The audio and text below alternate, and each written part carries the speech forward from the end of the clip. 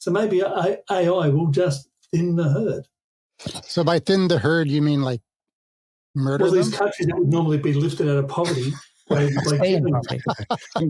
actually, technology is already technology advances and changes in society as a result of those. We're already thinning the herd because the fertility rate in Western countries is, in Canada, the United States, it's about 1.6.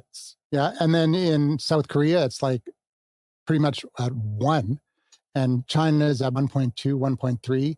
And the replacement level is 2.1. So every generation in South Korea, Asia, Japan, pretty much all the Asian countries, they're getting cut in half every generation. And the only reason why the population is still growing if you go to Our World in Data, you see the world's population going up, is because we're living longer.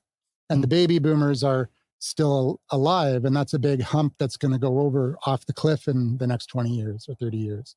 Because of a series of factors, which mainly is like technology driven and culturally driven by moving from rural farms to cities and living in small apartments, and economic opportunities for women, increasing the opportunity cost for childbirth.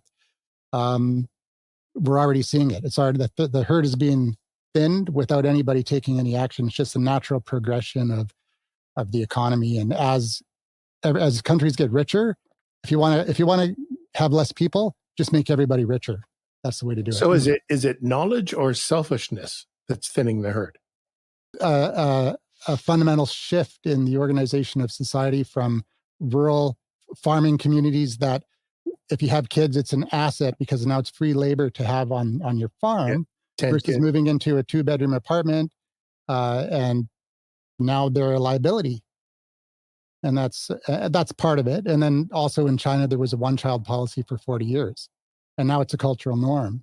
And they favored males. So now that's skewed a little bit more male than female. About, I think it's 52%, 53% male. So yeah, it's very prejudiced that way.